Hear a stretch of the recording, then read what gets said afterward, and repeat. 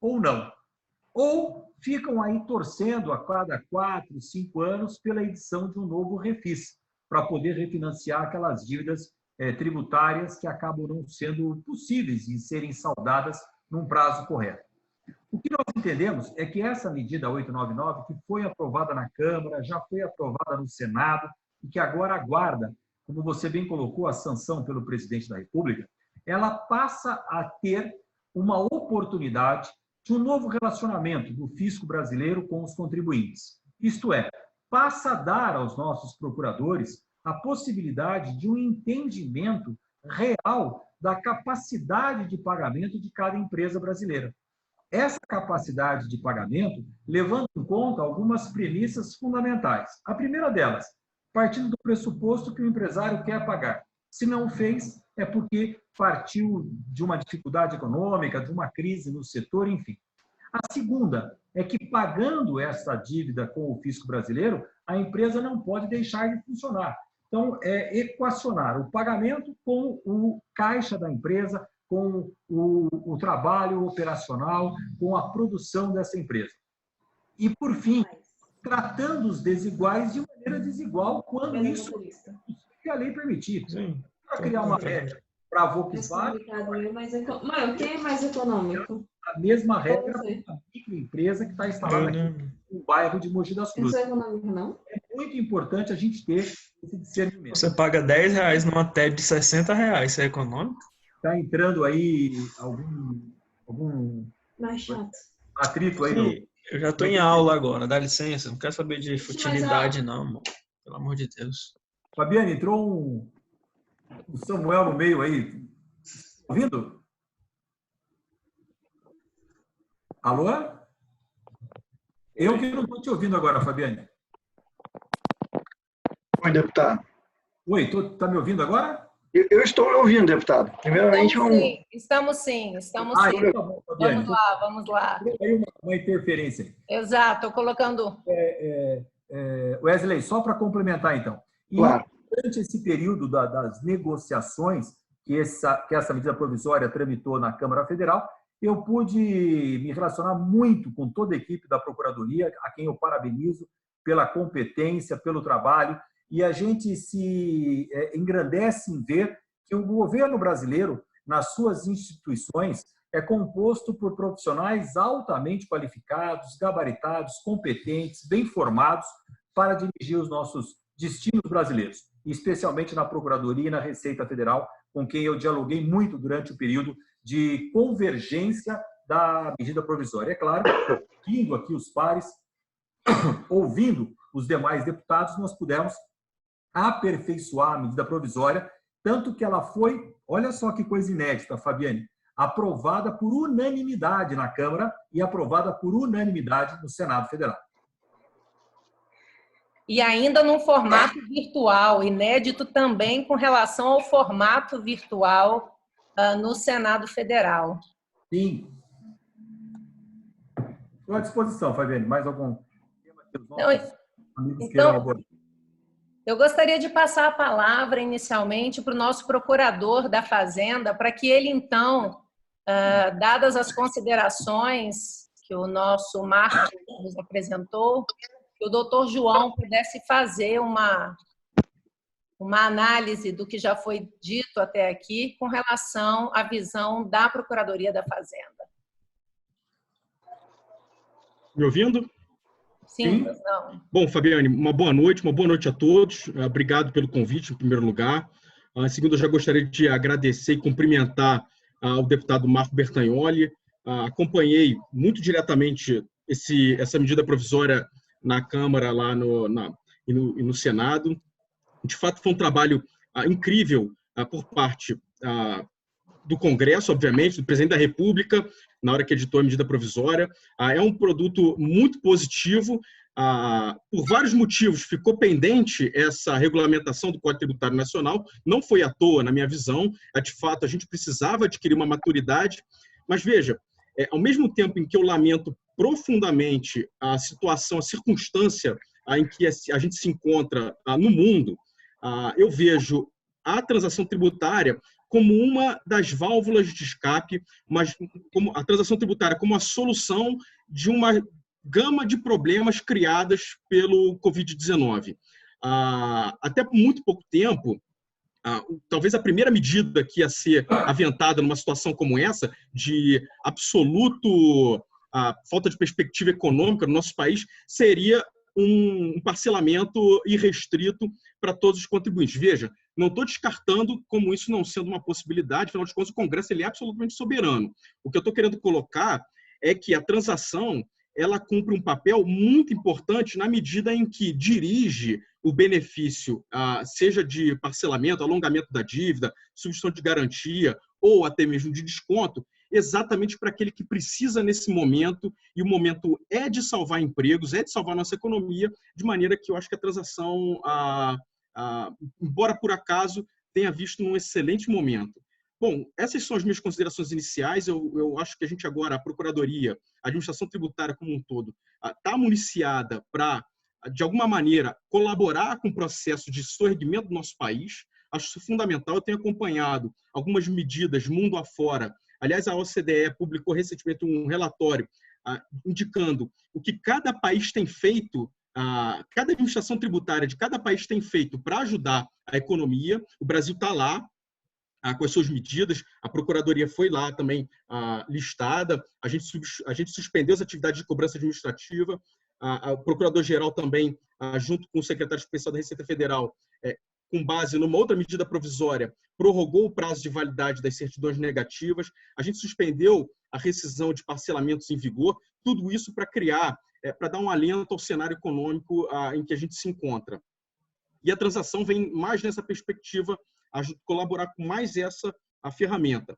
De imediato, e aí eu já estou caminhando também para o fim dessa primeira fala, a gente publicou, o Procurador-Geral publicou a portaria de transação extraordinária, em que qualquer contribuinte devedor da Fazenda Nacional com débito inscrito em dívida ativa em seu desfavor pode fazer adesão numa circunstância, obviamente não tinha como ser diferente, bem facilitada, 1% em 3 meses, a entrada de 1% diluída em 3 meses, de maneira que a primeira prestação fica diferida para daqui a 3 meses. Enfim, é um plantel de instrumentos que precisam ser colocados agora em vigor para que o desastre causado pelo Covid-19, pela pandemia, não seja ainda maior.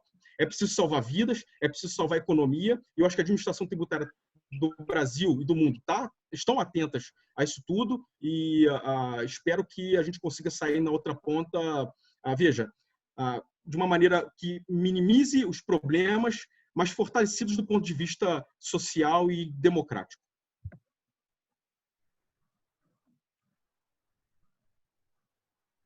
Fabiane, está desligado o seu microfone.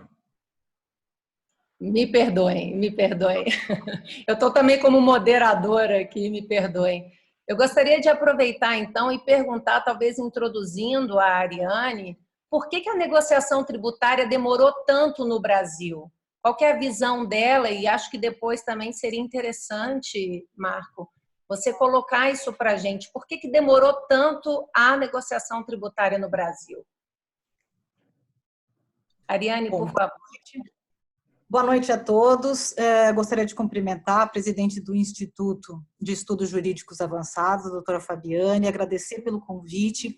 Também aproveitar a oportunidade para te parabenizar pelo Instituto. O Instituto ele nasce em dezembro e o propósito dele é extremamente relevante, na medida em que você, na frente do Instituto, propõe debate sobre temas atuais que estão em discussão nos poderes, e você permite, por exemplo, agora essa sala é realmente uma forma ilustrativa de mostrar que nós temos a advocacia, o parlamento, o poder executivo, tanto contencioso quanto a Procuradoria da Fazenda, e isso chamou muito a atenção de vários estudiosos do direito, inclusive temos muitos aqui na sala.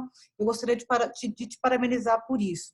Gostaria de cumprimentar o deputado Marco, gostaria de cumprimentar o conselheiro Wesley, o procurador João, enfim, alguns eu conheço pessoalmente, aqui também que estão na sala, e a todos os ouvintes.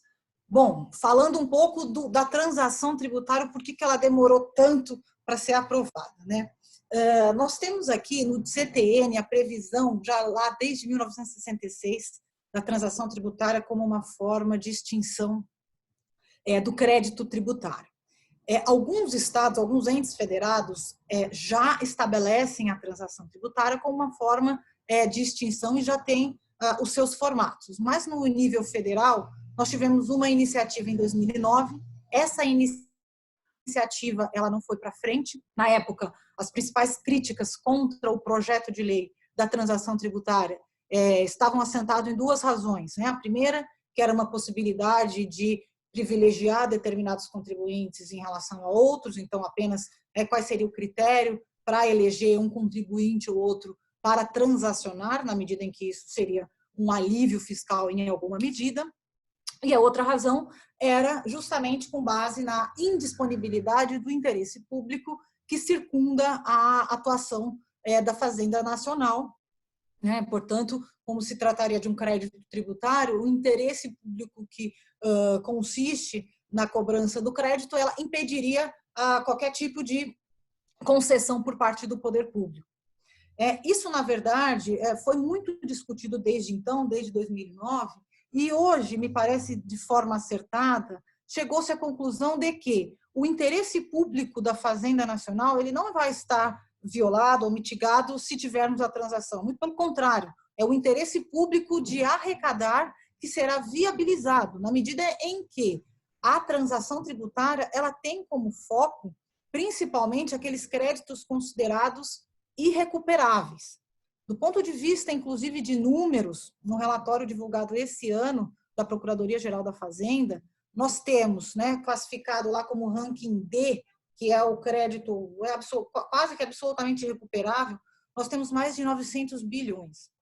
Esse número é extremamente elevado e, a meu ver, a medida ela vem em boa hora, não só, como disse o doutor João, por conta aí do coronavírus, uma forma de permitir tanto que a Fazenda arrecade quanto que o contribuinte pague e fique em dia, enfim, com as suas obrigações tributárias, mas também vai permitir que aquele estoque de dívida que está lá no meio da execução fiscal, que está naquele que nós chamamos de congestionamento da justiça, isso possa ser desafogado em alguma medida.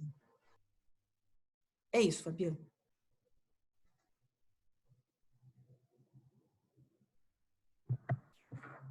Fabiana, está desligado o seu microfone. Mais uma vez, perdão, pessoal. E como é que essa transação funciona nos outros países? Bom, eu não sei nem se o deputado quer comentar um pouco sobre dificuldades em bastidores. E o deputado, enfim, fique à vontade se quiser trazer algum elemento, que é sempre bom para os debates. Obrigado, Ariane. Obrigado pela sua participação e as suas colocações muito corretas e muito sábias. Primeiro, eu queria cumprimentar o João, nosso procurador, pela sua participação e dizer que essa medida da transação que nós aprovamos, e foi no momento que nós não imaginávamos a amplitude que o coronavírus, nessa sua nova mutação, teria no mundo. Essa pandemia ainda não estava no radar do nosso país, muito menos das questões econômicas. Mas acabou sendo uma grande medida para apoiar, nesse momento de crise, a economia brasileira, pois todas as empresas passam a contar com um instrumento de pagamento dos seus débitos fiscais mais claro, mais acessível, de um relacionamento mais positivo.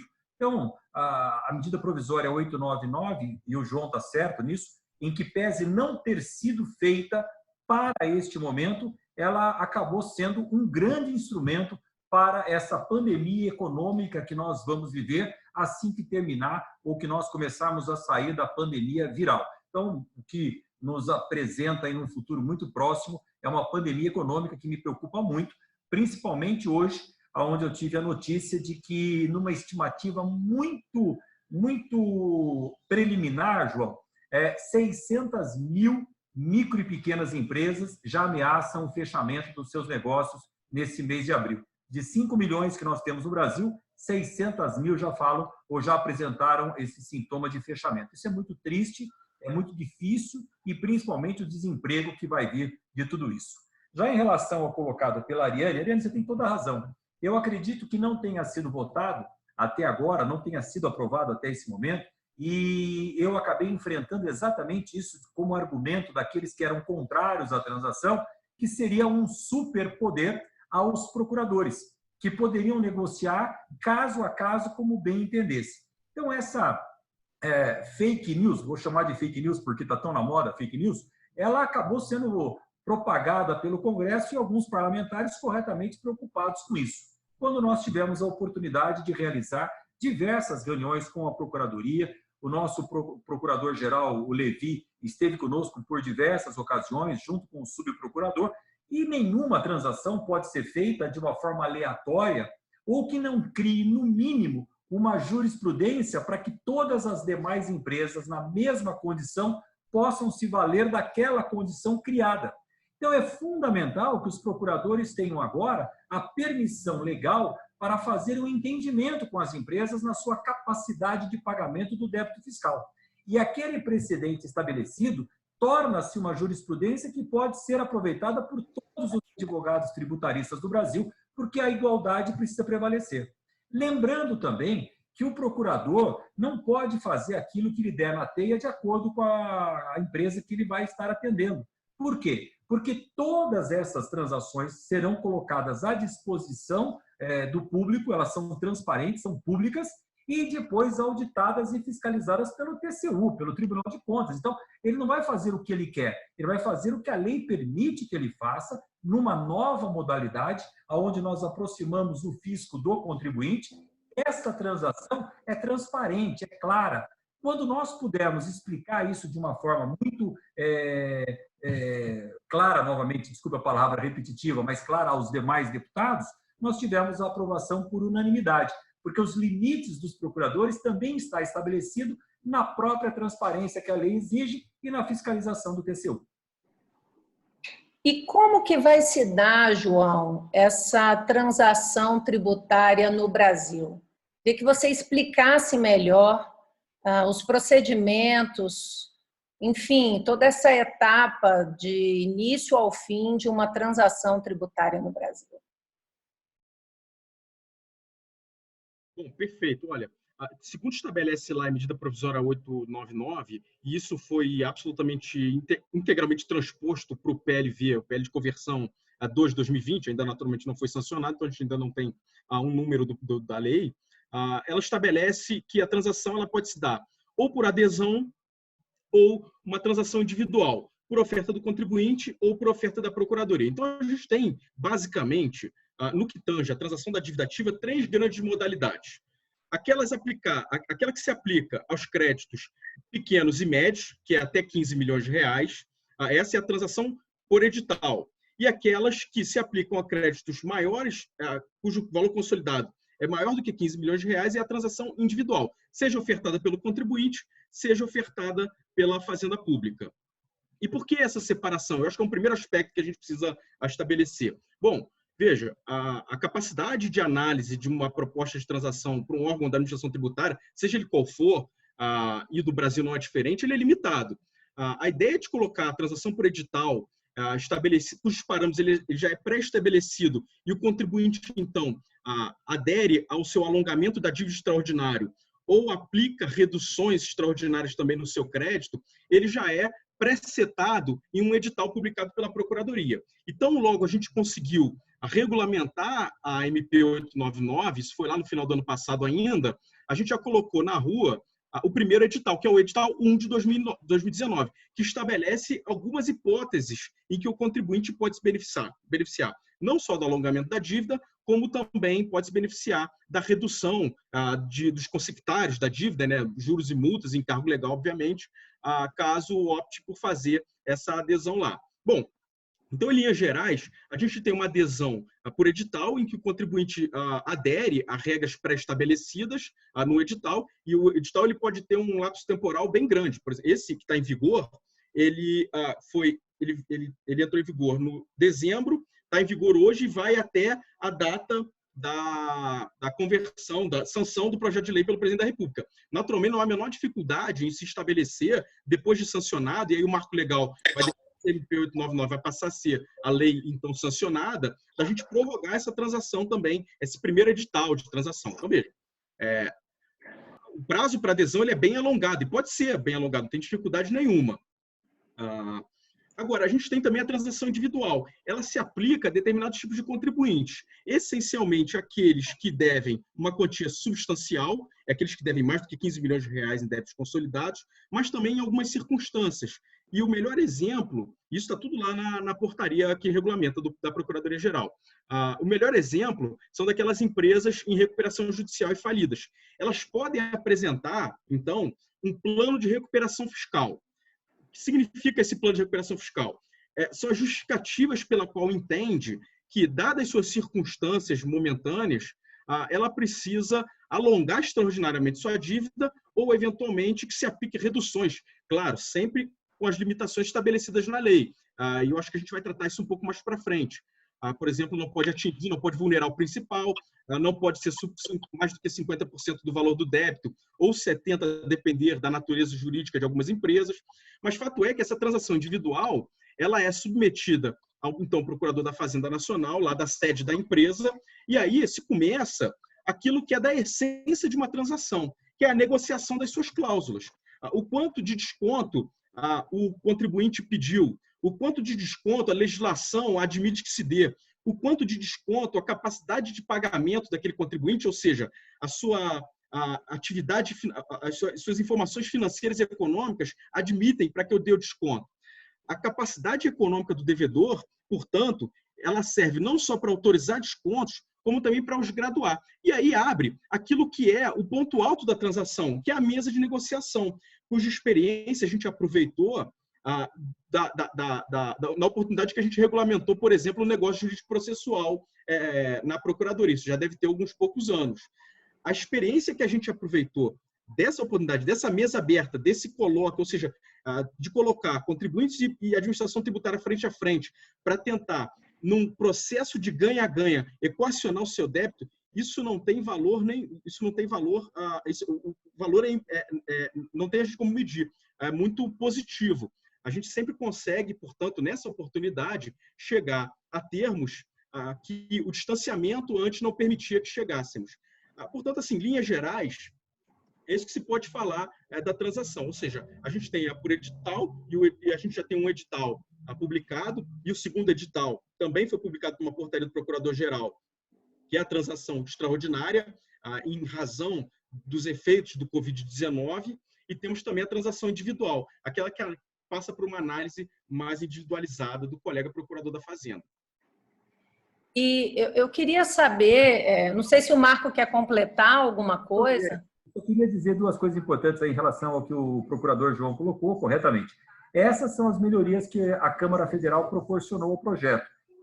A inclusão da permissão para que empresas em recuperação judicial também pudessem fazer a transação.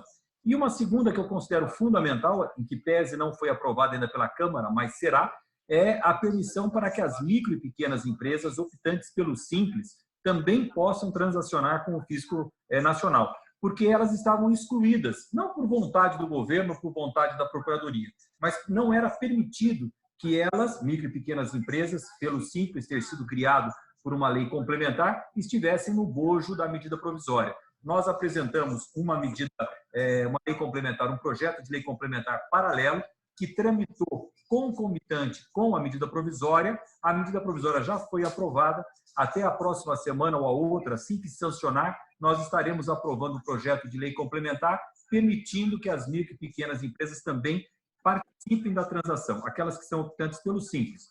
Aquelas que não estão, que estão no lucro presumido, já tem lá um benefício à parte. E alongamos também o número de parcelas. Era, a princípio, 84 meses, nós levamos para 120 e, no final, ainda por uma emenda, levamos para 143 meses, permitindo que hospitais filantrópicas, como as Santas Casas, instituições educacionais, também possam se valer desse prazo estendido junto com as micro e pequenas empresas. Era só esse complemento. Obrigado pela oportunidade, Fabiane. Legal. Eu queria saber se haveria algum crédito inscrito em dívida ativa que não poderia participar dessa transação tributária. Se o doutor João pudesse nos esclarecer. Ô, Fabiane, veja, linhas gerais, a transação é admitida em todo crédito escrito em dívida ativa. Hoje, o que a gente tem de fora é aquilo que está escrito em dívida ativa, na dívida ativa do FGTS, ou seja, de titularidade do fundo. E por quê? É assim, e aí a Câmara, o Congresso, o Parlamento incorporou de uma maneira muito positiva a norma, porque permitiu que a gente incluísse o FGTS, desde que autorizado pelo Conselho Curador do FGTS. Portanto, na MP 899 era vedado de crédito do FGTS compor em transação. Agora, no PLV 2 de 2020, admite-se a inclusão do FGTS num termo de transação, desde que o Conselho Curador autorize isso, e a Procuradoria que já está trabalhando para conquistar essa autorização do Conselho Curador. Afinal de contas, é uma medida, e aí a nossa colega também colocou muito bem, é para permitir a recuperação, não é uma responsabilidade, é uma medida para permitir e aumentar a recuperação daqueles créditos considerados irrecuperáveis. Agora, o que a gente tem de fora agora com o PLV de conversão são as multas criminais, continua de fora, já estava de fora na MP 899, continua então no PLV de conversão. Estavam de fora na MP 899 e agora não estão mais, se sancionada a norma conforme proposta lá, as multas qualificadas estabelecidas na legislação. Isso não está mais no PLV 2 de 2020, se for sancionado como tal. Então, portanto, não há mais nenhum óbice a transação desse tipo de crédito. Agora, eu falo dos créditos inscritos em dívida ativa da União de titularidade da Procuradoria da Fazenda Nacional. Naturalmente, créditos de titularidade de autarquias e fundações geridos pela Procuradoria Federal também podem ser transacionados, estabelece lá o PLV de conversão 2, e aqueles de titularidade também da Advocacia Geral da União, da Procuradoria da União. E isso abraça toda uma gama muito grande de créditos possíveis de ser transacionados. E a expectativa, claro, como muito bem colocou o deputado, é de que muito em breve, com razão e com justeza, que os créditos também do Simples Nacional, que só não entraram na MP por uma questão, uma exigência constitucional, afinal de contas, demanda-se lei complementar para regular esse tipo de crédito, há uma expectativa muito grande que, em breve, esses créditos Simples Nacional também possam compor também possam ser objeto desse grande instrumento de negociação e, por que não, de recuperação de créditos. Algum complemento, pessoal? Eu queria saber também se terceiros que não sejam devedores... Fabiane, tudo bem? Oi, pois não, Wesley, pois não. Boa noite a todos. Eu queria fazer, sim, alguns complementos. Primeiro, cumprimentar o deputado pelo excelente trabalho que fez aí na relatoria e também já cumprimentá-lo pela iniciativa da nova lei complementar que insere ali as micro e pequenas empresas, do qual o senhor é autor, e que vem agora em muito boa hora e necessária. E falando efetivamente que não tem uma especificação de não vontade do governo federal ou até do Congresso Nacional, porque necessitam dentro da nossa questão jurídica, do sistema judiciário brasileiro, jurídico brasileiro, do nosso parlamento, alguns mecanismos para colocar como uma lei complementar, que foi a questão da micro e pequena empresa, que tem a lei 123, você precisa ter um regulamento, e a lei ordinária não teria essa competência. Mas cumprimento aqui, primeiro, a presidente do IEJA, a doutora Radassa, que nos acompanha aqui também, o pessoal lá da Comissão de Assuntos Tributários, da OBDF, que estão todos aqui, e também fazendo uma complementação do que está sendo colocado, para flexibilização em um momento de crise, né? A senadora Soraya, salvo engano, e aí eu acho que o doutor Vitor também está aqui conosco nessa live, que é assessor dela, apresentaram, semana passada, um projeto de lei para flexibilizar também, no momento de calamidade pública, as transações tributárias, né? Então, a iniciativa vem do parlamento, vem da senadora Soraya, e um dos exemplos seria o próprio precatório, né? Que poderia ser citado aqui para ser inserido, né? Se vai ser bem aceito, se, de repente, a PGFN vai trabalhar de forma diversa para não entender que esse possa ser um elemento a ser considerado em época de crise, aí nós vamos ver adiante. Mas fica aqui o meu registro de cumprimentos e espero aqui colaborar um pouquinho mais com o tema, de forma bem objetiva, para que a gente possa também ver um passo a passo, como está sendo feito, as expectativas de que muitos contribuintes têm em relação à transação tributária, que já vem de anos, e que a esfera federal ainda não tinha aprovado isso, apesar de ter tratado muito tempo o tema. E que em outras esferas, por exemplo, o município do Rio de Janeiro, né, trata a transação tributária já há algum tempo e se utiliza desse mecanismo que consta no artigo 171 do Código Tributário Nacional, né, para realizar as negociações dos seus créditos. Então, assim, na esfera federal, nós temos uma novidade na lei que vai chegar, não é uma novidade, né, dentro dos debates do parlamento, dentro do governo federal, mas na questão da aprovação. Em outras esferas, os municípios já vêm com alguns modelos trabalhando com isso, né, exemplo do município de Rio de Janeiro. Então, assim, ao tratarmos dessa questão em específico, podemos também utilizar alguns bons exemplos de alguns outros entes federados que já tiveram os modelos aplicados e me parece que um sucesso relativo em relação ao tema. Então, uma boa noite a todos aqui e espero colaborar um pouco aqui com vocês. Legal, obrigada, Wesley. Então, o que eu perguntava é se terceiros que não sejam devedores podem transacionar a dívida. Então, quer dizer, por exemplo, uma empresa pretende incorporar uma outra, ela pode se valer da transação tributária? Não sei quem gostaria de responder, não sei se o Wesley, a Ariane. Bom, acho que é só para a gente colocar aqui o nivelamento, não é, em relação ao alcance da transação. Quando nós falamos em transação, acho que o principal objetivo e o que a gente tem em mente é que ela vai permitir descontos. Mas a transação tributária, o modelo que foi aprovado na medida provisória 899, ela admite também, por exemplo, que sejam feitas negociações no que tange ao oferecimento de garantias que vão sustentar o custo de uma execução fiscal, por exemplo. O doutor João mencionou a hipótese do negócio jurídico processual, que é o expediente jurídico que se propõe a permitir negociações sobre que garantia vai ser oferecida numa defesa em execução fiscal, e a transação ela repete e provavelmente deve ampliar essas possibilidades.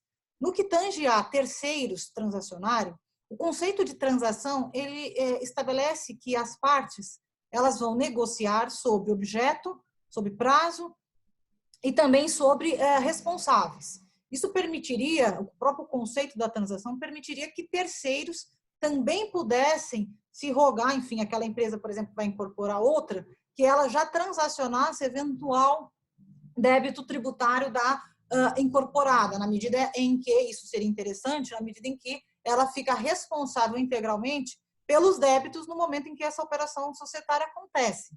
Então, eu imagino, essa hipótese ainda não está prevista em lei, assim como diversas outras peculiaridades que os contribuintes vão enfrentar no dia a dia, mas eu imagino que aqui nós vamos ter um momento de aprendizado mútuo entre contribuinte e fisco e demais autoridades aqui, tanto as autoridades judiciais, que são responsáveis pela homologação, quanto as próprias autoridades administrativas, né? Já a gente vai ver mais para frente, o doutor Wesley pode, enfim, nos indicar com relação à competência do CARF, enfim, que eu vou poder incluir em determinado momento, e a depender da modalidade, débitos que estejam em discussão na esfera administrativa, justamente para que nós tenhamos aí um modelo o mais adequado possível à realidade brasileira.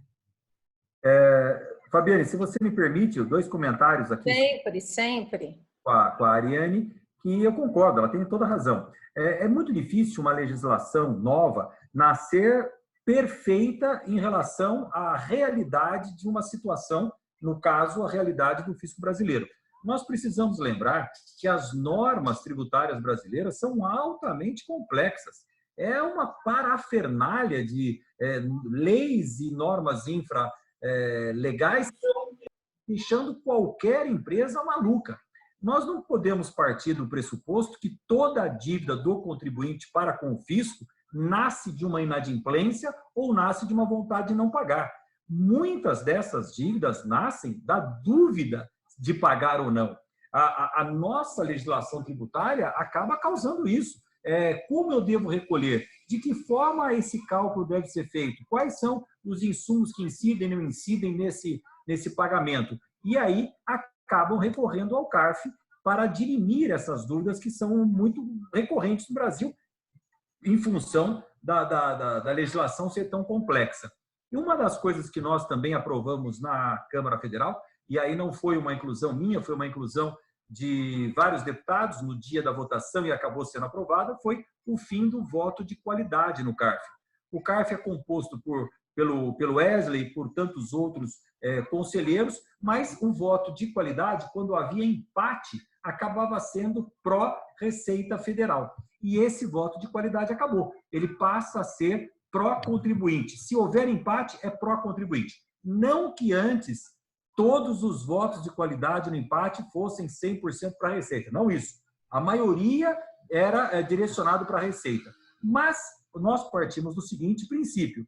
Se a dúvida levantada pela empresa que foi ao CARF, chegando no CARF, quando há um empate, é porque a dúvida está claramente presente. Quer dizer, nem os próprios conselheiros foram capazes de dirimir aquela dúvida. Nesse caso, não vamos prejudicar a empresa brasileira. O voto de qualidade foi eliminado e passa-se a valer o empate em favor das empresas brasileiras. Até porque, de todos os recursos do CARF, 6, 7%, o Wesley pode até confirmar melhor do que eu, acabavam gerando absoluta, são definidos por maioria dos conselheiros. Então, só para lembrar essas duas informações.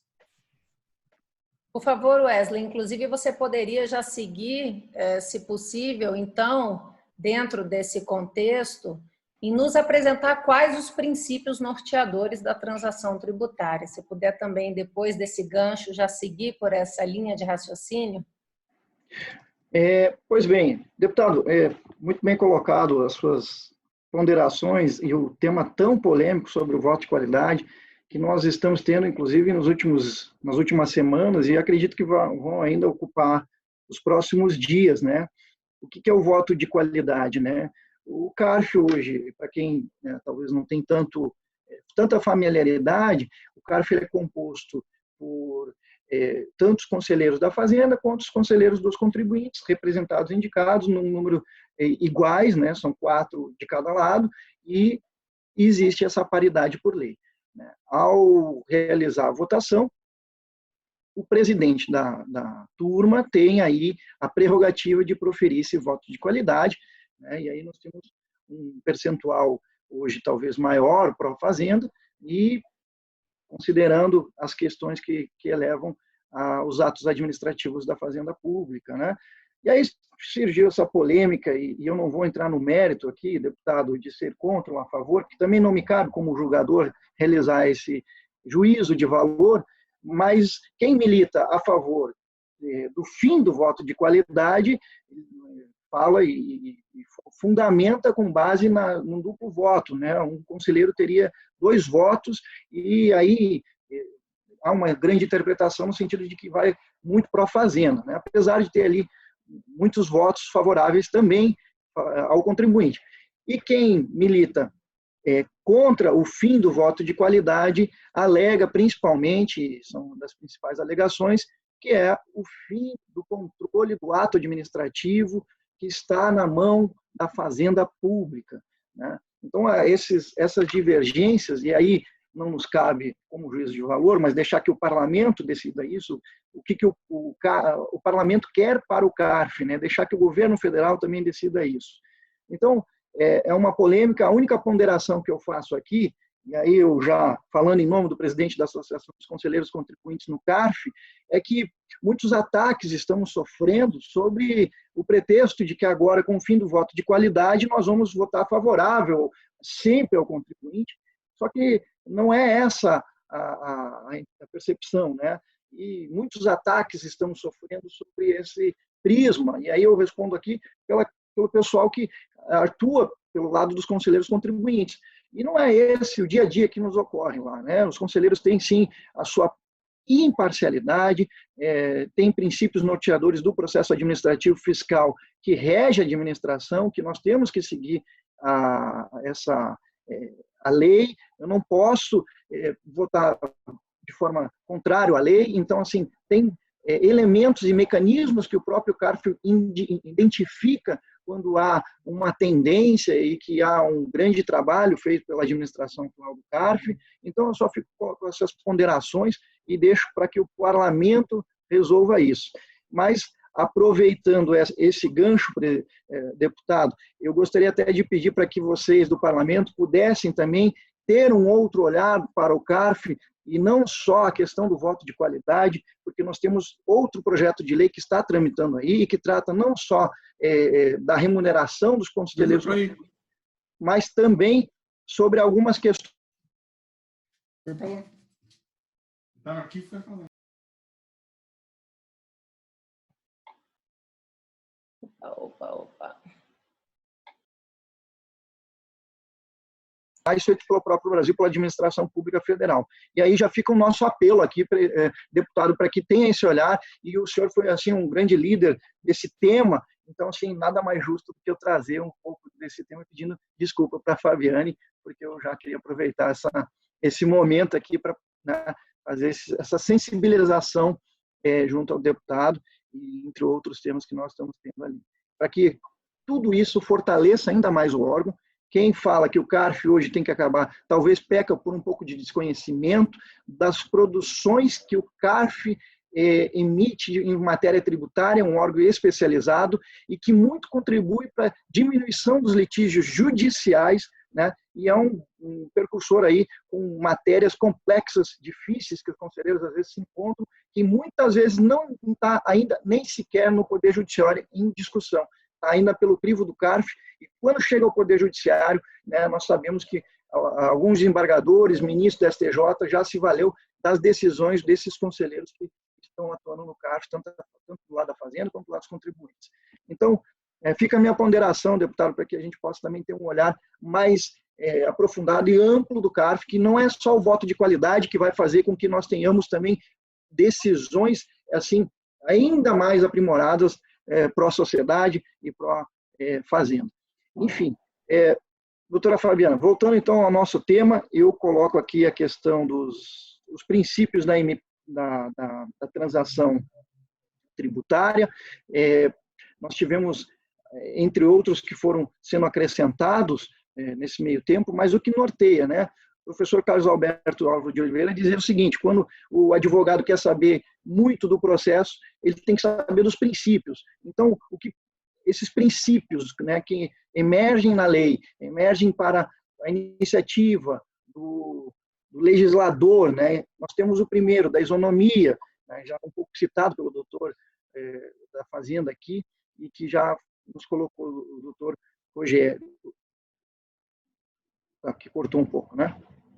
O doutor João. Pois bem, princípio da isonomia, caiu aqui na minha tela. Então, nós temos aí o princípio da isonomia, a capacidade contributiva, que foi colocado pelo doutor João, é analisado dentro na esfera da transação, quando a Fazenda vai verificar, né, a iniciativa do contribuinte, de que maneira ele tem, aqueles que não têm condições hoje de ceder ou estar dentro de uma transação tributária, talvez muito se coloca pelos editais de convocação, e aí nós temos critérios mais objetivos, talvez, da transparência, o princípio da transparência em que as negociações sejam transparentes, mas que se crie também, e aí tem alguns tributaristas que estão falando no banco de dados para que tenham acesso a mais informações e transparência dos procedimentos que a Fazenda vem tomando, por exemplo, e aí, de repente, o doutor João pode até falar melhor do que eu isso, mas qual é o grupo de trabalho que está atuando frente à PGFN, da transparência a essas negociações, iniciativas feitas pela Fazenda.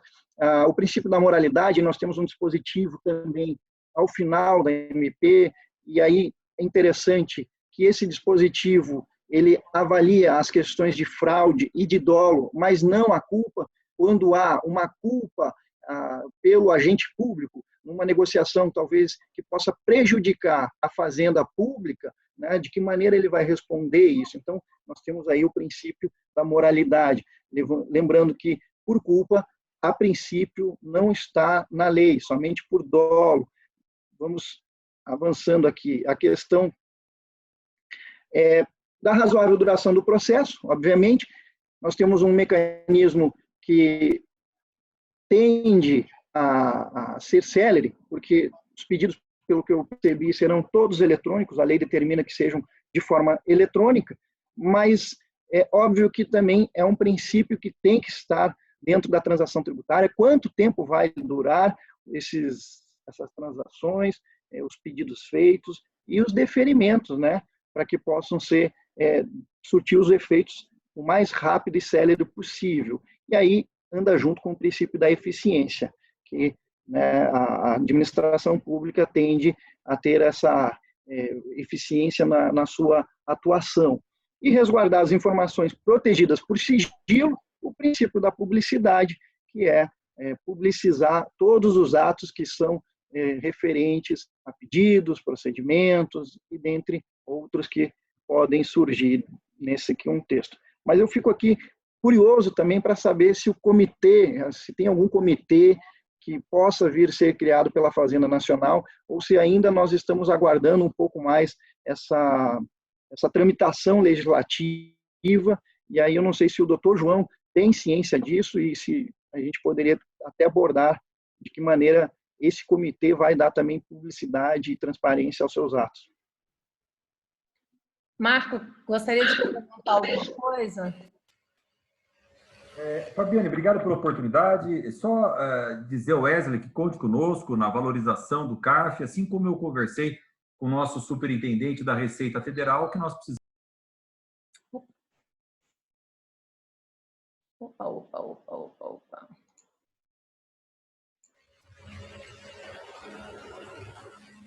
Acho que o deputado cortou o áudio.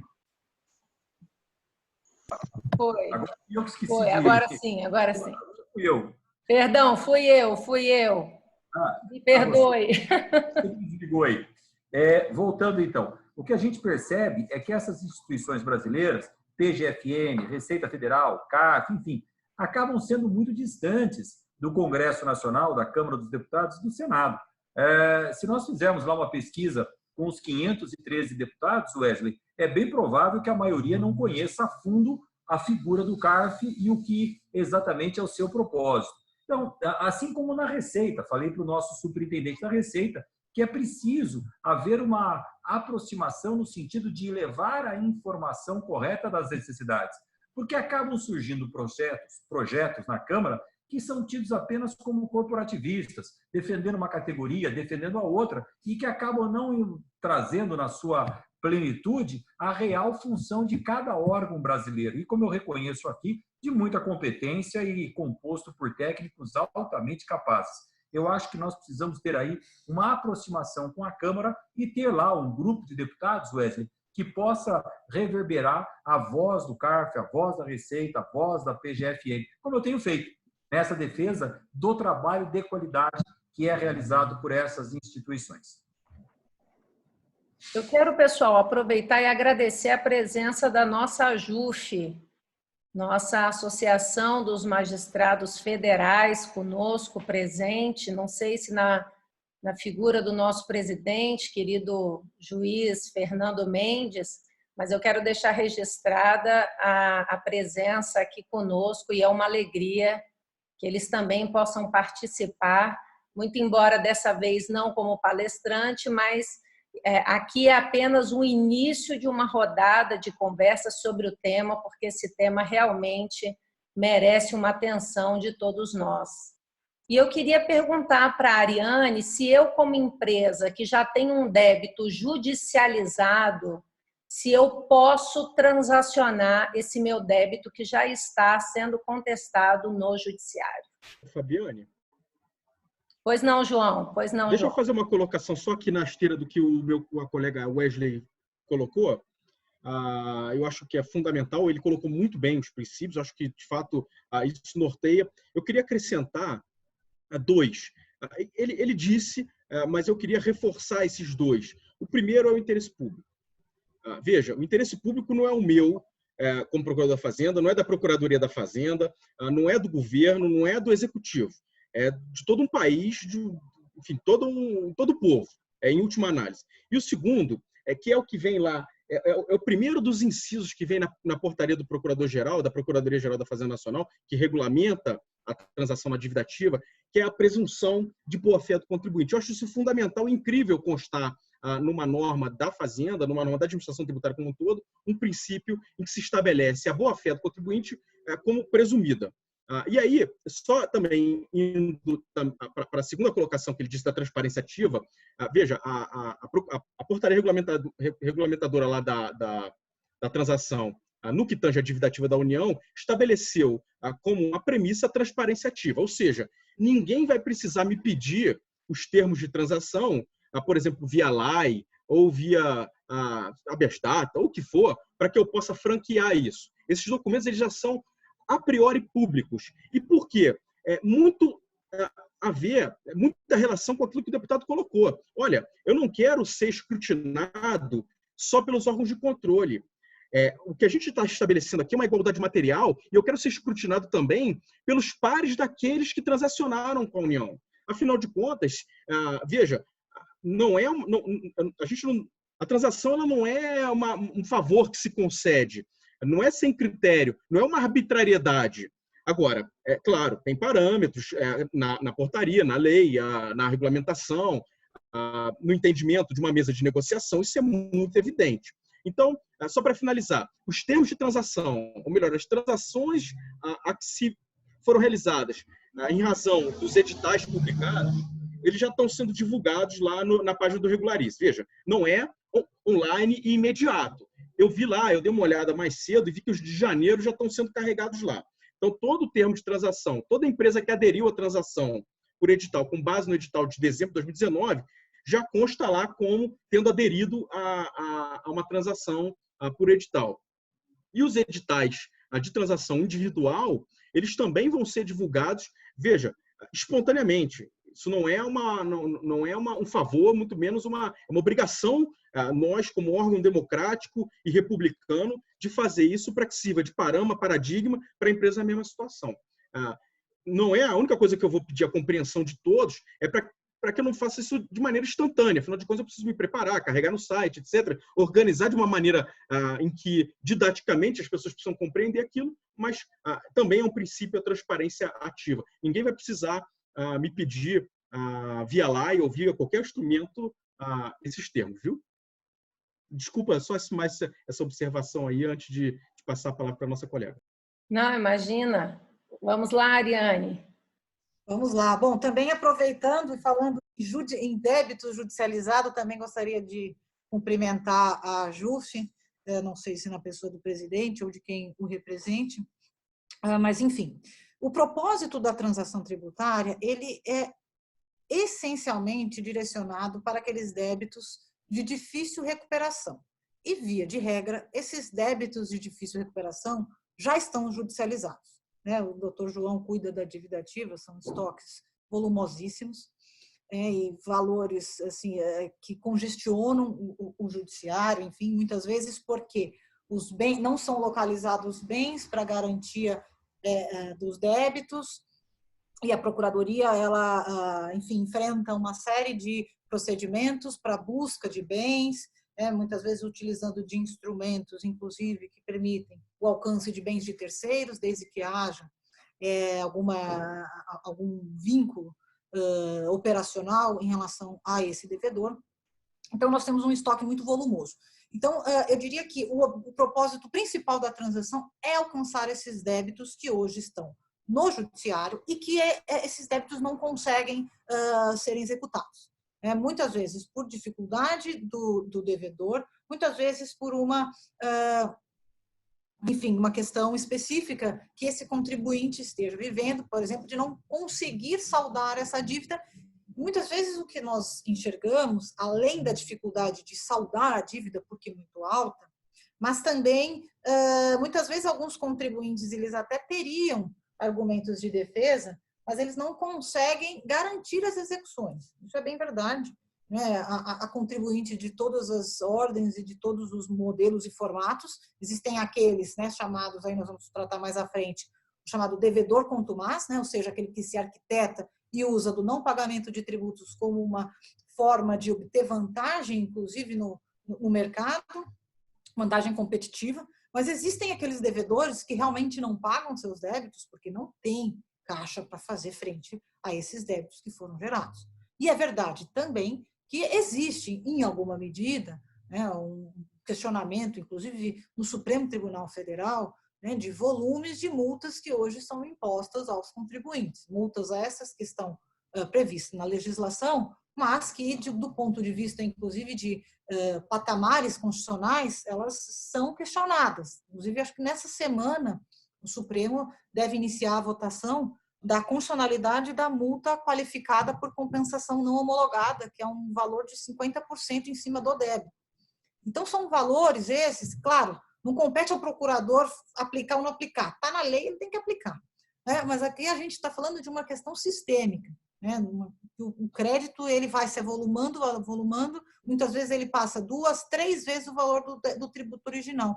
E a ideia da transação é justamente chegar o mais perto possível do valor do tributo original e permitir que esse contribuinte ele quite suas dívidas. Então, sim, o judiciário vai ter uma importância relevantíssima, os débitos judicializados podem ser transacionados e temos que ter o papel relevante do judiciário, do juiz, no momento da homologação desse acordo. Fabiane, se você me permite, eu queria cumprimentar a todos. Eu tenho um compromisso agora na Câmara, às 19h30, está tendo uma sessão agora e vai iniciar o processo de votação. Nós estamos votando hoje o plano que iniciou-se com o nome de Mansueto, já não tem mais nada de Mansueto no projeto, que é o orçamento de guerra, que vai colaborar com o Brasil nesse momento de pandemia. Então, que já foi judicializado, inclusive. Não é? Exatamente. Quero pedir licença a vocês, mas me colocar à disposição do Instituto, Fabiane, sempre que precisar. Semana que vem eu devo estar em Brasília. Estou à disposição para pessoalmente estar com vocês. Deixar um abraço aqui à doutora Ariane, muito obrigado pelos comentários absolutamente precisos. Ao doutor João, ao doutor Wesley, pelo trabalho no CARF na Procuradoria. E a você, Fabiane, muito obrigado. Me desculpe não ficar até o final, para que eu possa entrar aqui na Câmara Federal, tá certo? Deputado, nós quem agradecemos. Um abraço. Agradecemos imensamente. Fiquem com Deus e se cuidem, hein? Vamos lá, todos nós. Obrigada, deputado. Obrigado, deputado. Bom, pessoal, então, dando sequência aí, quais seriam os débitos, Wesley, que não podem ser transacionados? Para que já fique bem claro para o empresário. Qual é o tipo de débito tributário que ele não pode pedir qualquer tipo de negociação?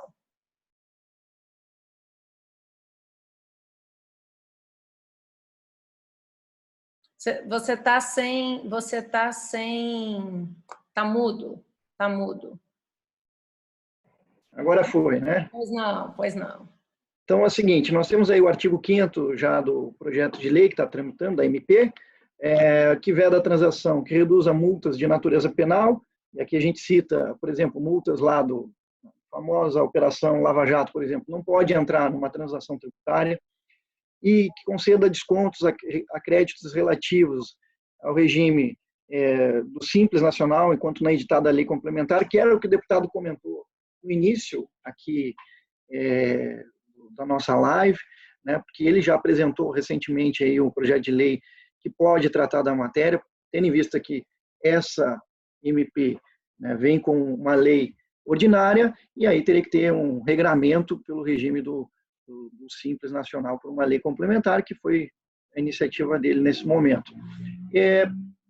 Fundo de Garantia de Tempo de Serviço, enquanto não autorizado por seu Conselho Curador, que é o FGTS, envolva devedor contumaz, conforme definido em lei específica, que ainda não foi aprovada pelo Congresso, nessa lei, devedor contumaz, e basicamente são esses créditos, né? E aí nós fizemos aqui um parênteses para a multa qualificada, que diz respeito à multa qualificada a uma questão assim de dolo, de uma ação do contribuinte de sonegar perante o fisco. Essa multa ela não pode entrar nesse tipo de transação, nesse tipo de negociação. Então, basicamente, seriam essas os créditos que são inviáveis, né? E aí tem um parênteses aqui que é o seguinte: a multa de ofício que é aplicado na esfera federal, ok, essa você vai poder negociá-la, por exemplo, entrar dentro desse pacote da transação. E aí ela visa o quê? A multa visa, excepcionalmente, penalizar o contribuinte que ficou devendo ao fisco, né? A multa qualificada, como vimos, ela tem uma natureza mais penal, e aí ela é uma questão de ação ou omissão do contribuinte tendente a lesar o fisco, né?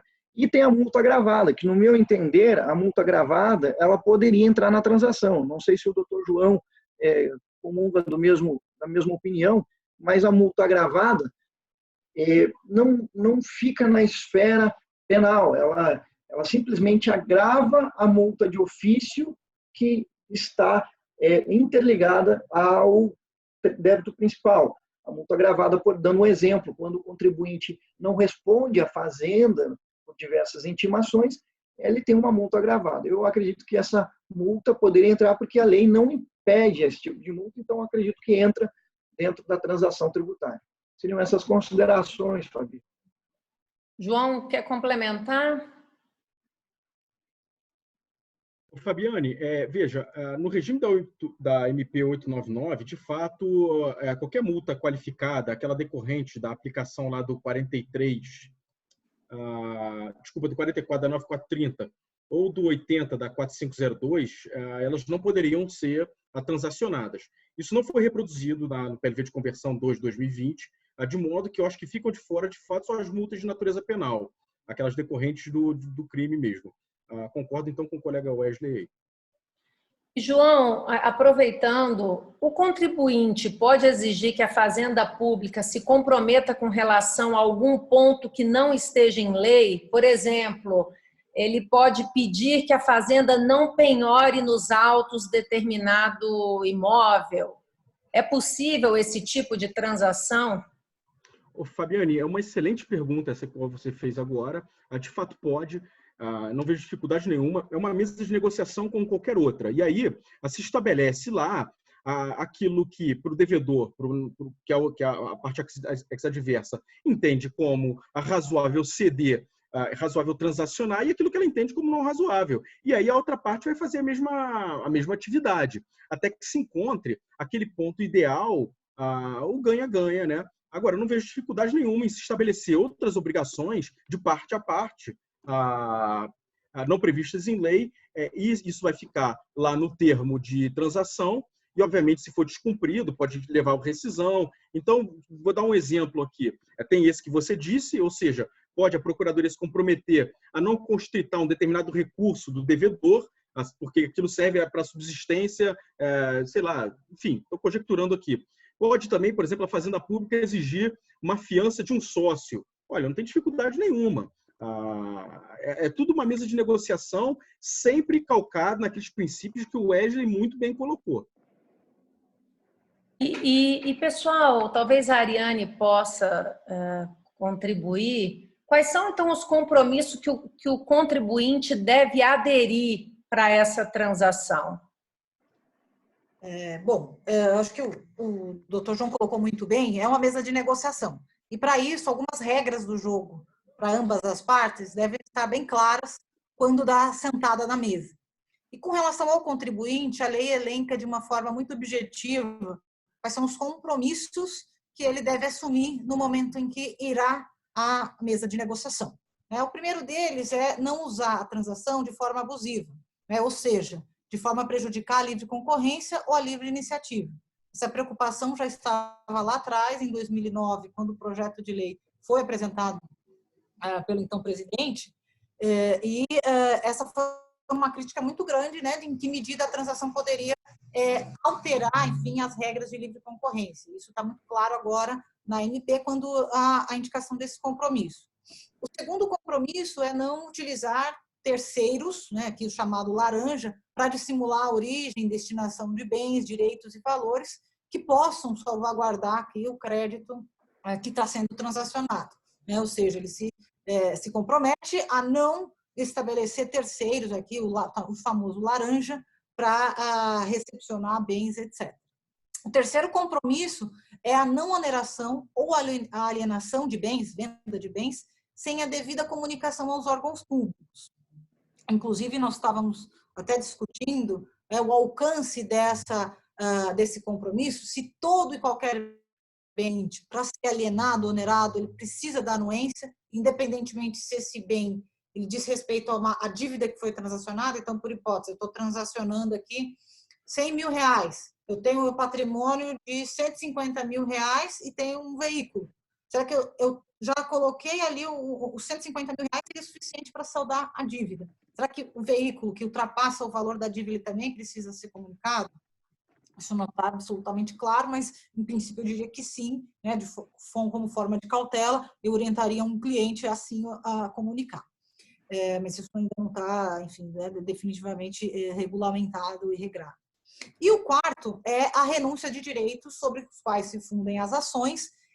E aqui a lei, a medida provisória, ela traz uma inovação que se exige do contribuinte que vai transacionar que ele abra mão, inclusive, de argumentos que ele poderia usar para discutir determinada a tese que está num processo. Então, por hipótese, ele está discutindo se o IPI, o Imposto de Produtos Industrializados, incide na importação, na revenda de bens importados, quando não tem o processo de industrialização.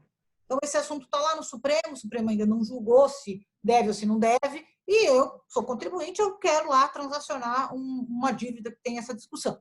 Eu abro mão não só daquele processo, mas eu também abro mão dos argumentos que subsidiam essa discussão, né? Se nota aqui uma preocupação do legislador em realmente colocar um fim nesses litígios tributários que ocupam a pauta do judiciário e também do CARF, né, com aqui o que recebe as disputas administrativas. Então, esses são os compromissos, em princípio, elencados na medida provisória aprovada. E essa renúncia de direitos, Wesley, se dá em que momento? Bom, a renúncia, obviamente, no momento que você faz o pedido, né, para estar ali na transação, quando você protocola, você já tem ali os elementos para renúncia do direito. Mas entendemos que somente no deferimento, eu não vou dizer homologação, porque homologação leva a um entendimento de que estaria em juízo sendo homologado, mas um deferimento pela Fazenda, acredito que os efeitos aí sim da renúncia desses direitos estariam consumados, digamos assim, né? A partir do deferimento pela Fazenda, para que possa ter os efeitos consumados dos direitos que foram ali renunciados para o fim da transação. Bom, há ainda algumas dúvidas que eu gostaria de ainda trazer para vocês, por exemplo, com relação ao nosso procurador da Fazenda. Que tipo de transação pode ser rescindida?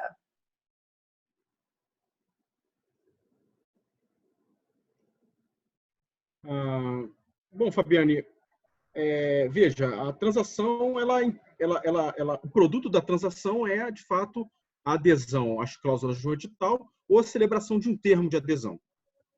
E aí eu acho que a primeira hipótese que pode gerar essa rescisão, e elas estão previstas lá no 48, muito bem explicadas lá no 48 da portaria que regulamenta a transação como um todo, é a inobservância de qualquer uma das cláusulas que se estabeleceu como fundadoras dessa transação. Então, digamos que o contribuinte se comprometa a depositar umas quantias periódicas a título de garantia daquele débito que ele optou por transacionar. Veja, se parar, se não depositar conforme acertado no termo de transação, essa é uma das hipóteses de rescisão.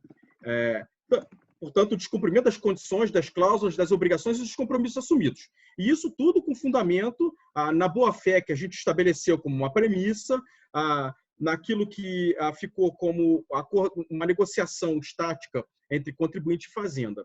A constatação pela Fazenda de ato tendente ao esvaziamento patrimonial do devedor como forma de fraudar o cumprimento da transação, ainda que realizada anteriormente à sua celebração. Veja, isso aqui envolve também muito questão de boa-fé.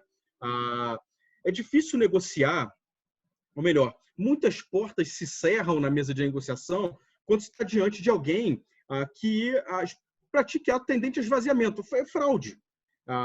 É ocultação patrimonial, ou seja, não se negocia. E isso é causa de rescisão também daquele termo já negociado na hipótese de identificação de algum ato tendente ao esvaziamento. É claro, e aí uma observação fundamental, observado absolutamente o direito ao contraditório e ampla defesa.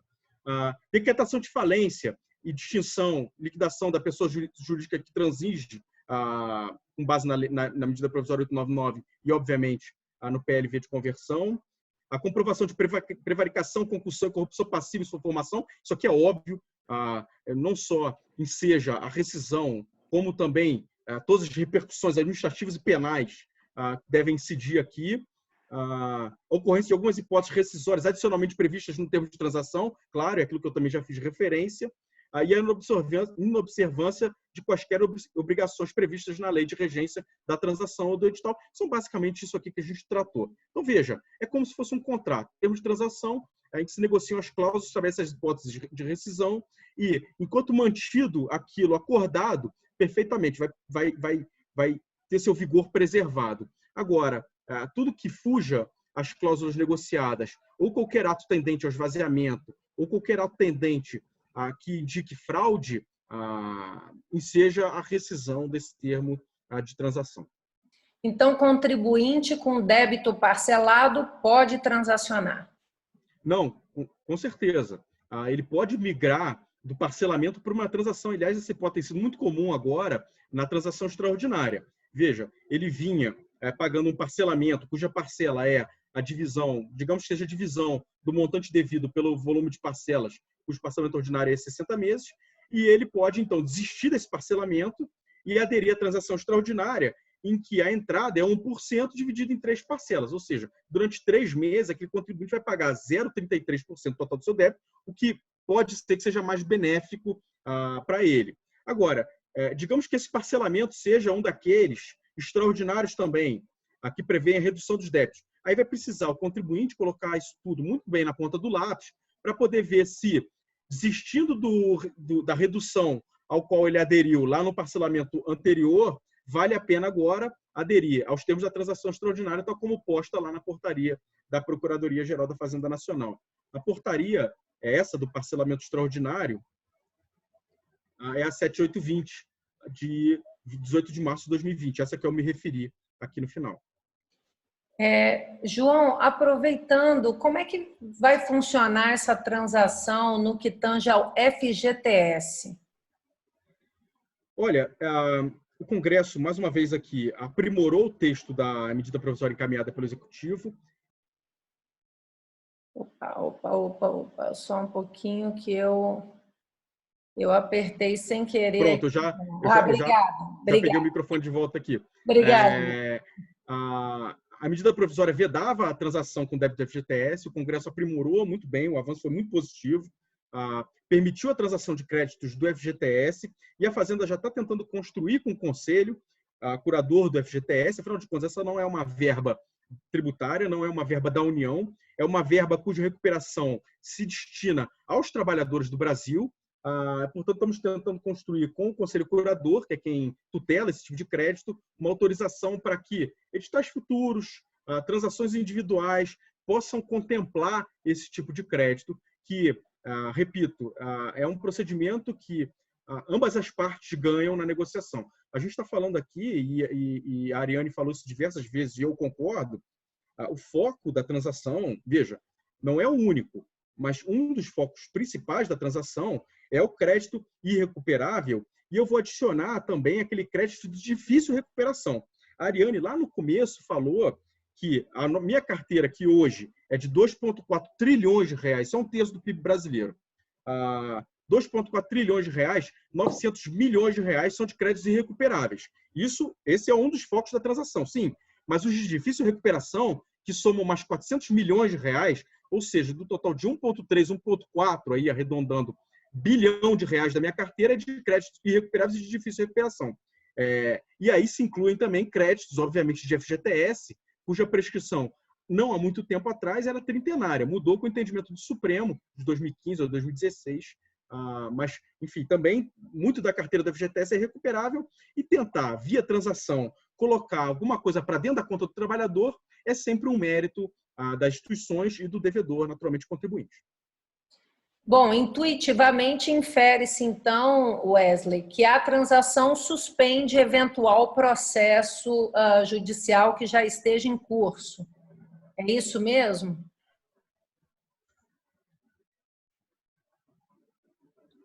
Não sei se o Wesley está... Agora sim. Deu, né? Pois não. Pois curiosamente, a transação, o artigo 12 da sua redação determina que não suspende a exigibilidade dos créditos por ela abrangidos, nem o andamento das respectivas execuções fiscais, né?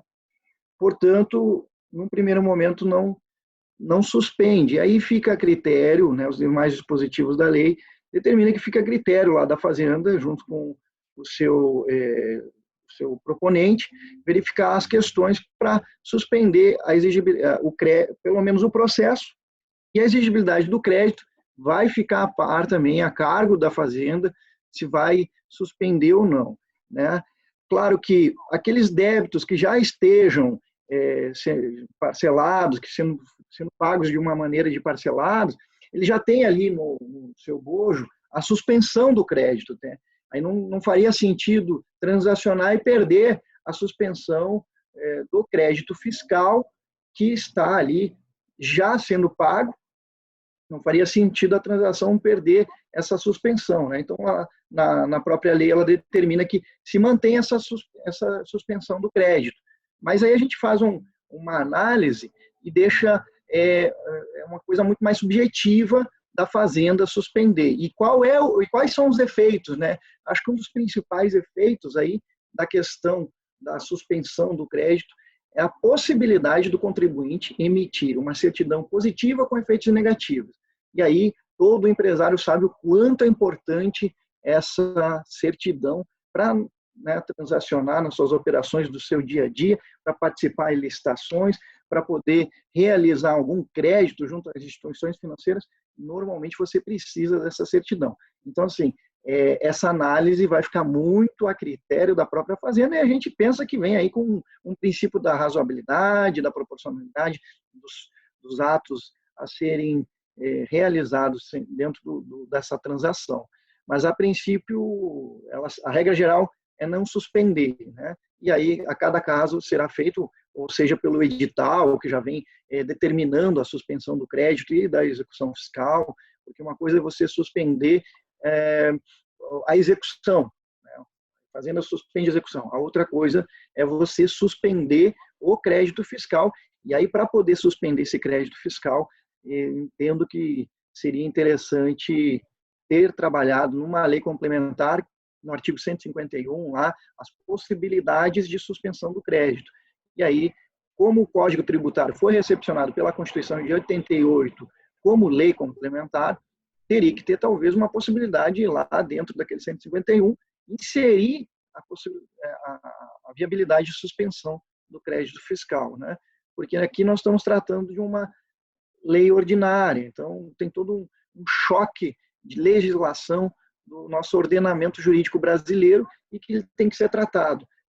Como, por exemplo, foi visto aí a questão da entrada das micro e pequenas empresas na transação tributária e que vai ser tratada aí pelo deputado por meio e pelo Congresso Nacional, né, por meio de uma lei complementar que foi a autoria do nosso deputado que participava aqui conosco na live.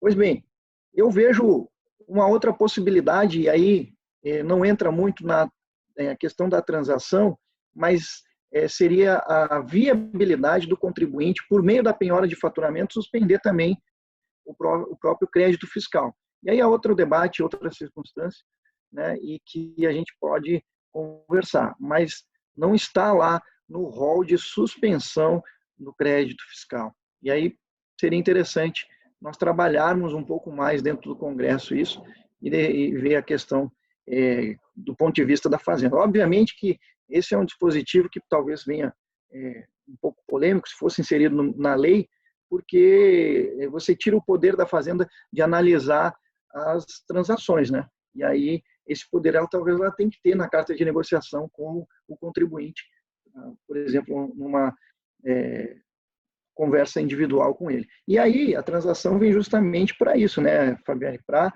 fazer com que nós tenhamos agora uma nova visão, e aí muitos fazendários vêm colocando isso de uma maneira a ter uma postura diferente da fazenda. Ao invés de litigarmos, vamos negociar. E aí nós temos o Código de Processo Civil, que já vem trazendo as alterações de 2015, a possibilidade de negociação, né? E aí vamos trabalhar mais essas questões mais à frente, vamos trazer essa visão diferenciada para o contribuinte chegar ao fisco de uma maneira mais para negociar e menos para litigar. Muito bem. Ariane, você que é uma advogada militante e renomada advogada da Matos Filho Advocacia, sócia tributarista e professora, doutora, enfim, quais são os temas que você imagina que vão vir a ser objeto desse contencioso tributário? O que vocês imaginam? Vocês, advogados, imaginam? Bom, essa é uma pergunta de $1 milhão, né? São os temas aqui que o contribuinte vai abrir mão, né, ao analisar esse trade-off, enfim, de benefícios versus abrir mão das discussões. Eu acho que, enfim, primeiro é importante registrar que nós vamos entrar, acho que, numa mudança de cultura, né? Relembrando aqui as palavras do deputado, do Wesley, do João, sobre o Instituto da Transação Tributária, ele, na verdade, vai aproximar, ele tem como propósito aproximar contribuinte e fazer. Quando nós temos esse objetivo posto, provavelmente discussões aí que se arrastam anos e anos, elas vão ser revistas em alguma medida, né? Porque, inclusive, nós já estamos aí num grau de litigiosidade, certamente, se não é o maior, mas certamente um dos maiores do mundo. Até falávamos outro dia no escritório a respeito do que esperar do contencioso judicial nos próximos 10 anos, enfim, ainda que tem alguns que falem que a reforma vai trazer um contencioso a mais, etc. E tal. Eu tenho a ideia de que não, vamos conviver ainda com o histórico antigo, mas acho que crescer mais o contencioso não dá, seja do ponto de vista institucional, seja do ponto de vista de capacidade de absorção do juiz, e seja da própria estrutura como um todo, de nós termos aí temas que se arrastam e que trazem uma insegurança, do ponto de vista do empresário, que não sabem se pagam, se não pagam, se questionam, se não questionam, e se ele deixa de questionar, ele tem uma desvantagem em relação àquele outro player do mesmo nicho que tem a discussão e eventualmente tem uma liminar.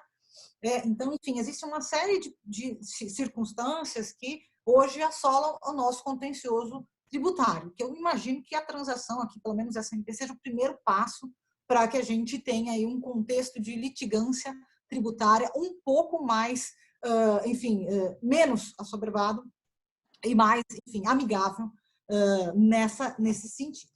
Então, dito isto, o que eu acho aqui? Né? A gente tem os grandes temas que provavelmente, eu imagino que a exclusão do ICMS da base de cálculo do FINS é um dos assuntos que provavelmente nós esperamos, né? Digo nós, porque, enfim, patrocino questões sobre essa discussão, a exclusão do ICMS da base de cálculo do PIS/COFINS, estava para ser julgado, concluído agora, dia 1º de abril, e não foi, não sabemos ainda a nova data, mas eu imagino que se a Fazenda Nacional tiver êxito, ainda que parcial, nos embargos de declaração, nós vamos ter uma dívida que vai se tornar aí em aberto, muito grande, muito relevante, provavelmente, espero que não, se for o caso, eu imagino que esse seja um dos assuntos. Também diria um outro assunto que me veio aqui, o próprio Fundo Rural, que foi objeto aí também de embargos de declaração, a própria exigibilidade do Fundo Rural, a constitucionalidade desse tributo.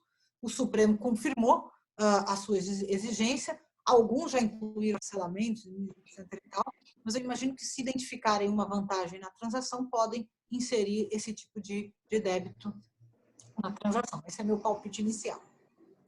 E aí, Ariane, eu quero aproveitar e te fazer uma pergunta específica quanto a um ponto da lei, porque ela estabelece que a transação será rescindida quando contrariar decisão judicial definitiva prolatada antes da celebração da transação. Ou seja, o juiz, ele continua a ter ingerência nos processos?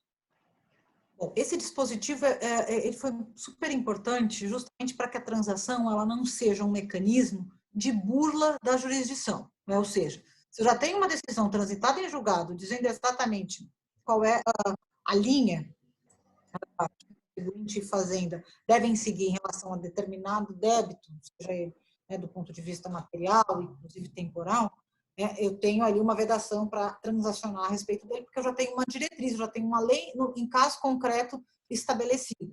Então, acho que foi uma preocupação relevante, uma preocupação bem relevante e importante que nós temos aí hoje em relação à transação. Isso quer dizer que, sim, o judiciário continua a ser um ator extremamente relevante na definição aqui, inclusive nos limites do que pode ser transacionado ou não.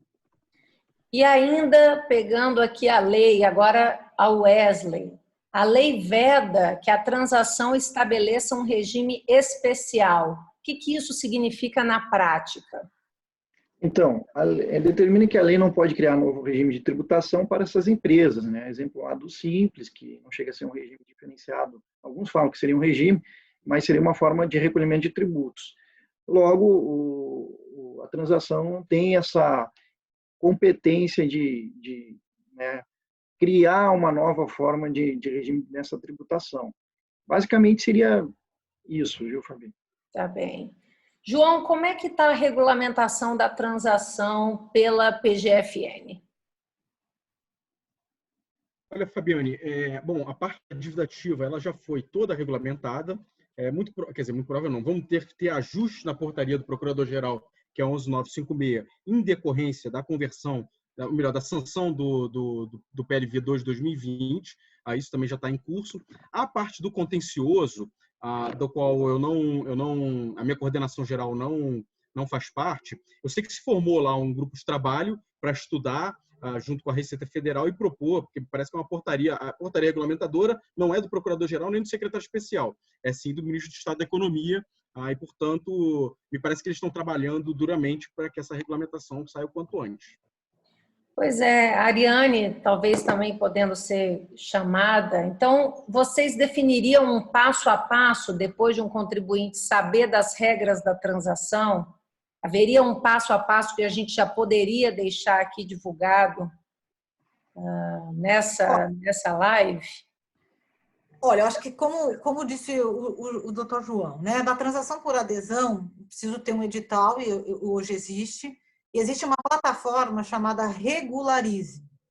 Aquele que quiser aderir, ele vai ter que baixar essa plataforma e seguir os passos que a plataforma apresenta, né? Ou seja, ele vai precisar levantar as informações relativas ao débito, ao período. É importante que seja chamado ali o contador que tem o dia a dia dos débitos para que as informações elas sejam apresentadas. Evidentemente que pode ser que uma informação seja solicitada, então o contribuinte ele pode, inclusive, ir salvando as informações e fazer a conclusão no momento posterior. Mas, enfim, isso tudo está na plataforma Regularize. É bem intuitiva, pelo menos esse é o feedback. Eu nunca entrei na plataforma, mas é o feedback que eu recebi de duas pessoas que eu consultei que utilizam e já utilizaram essa plataforma. Tá?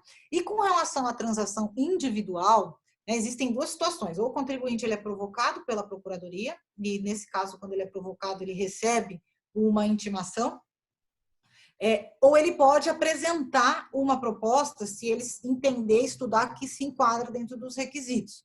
E ele vai até a sua unidade, enfim, do domicílio fiscal, e apresenta o chamado plano de recuperação, conforme o João apresentou aqui para nós. Isso está regulamentado também na portaria PGFN.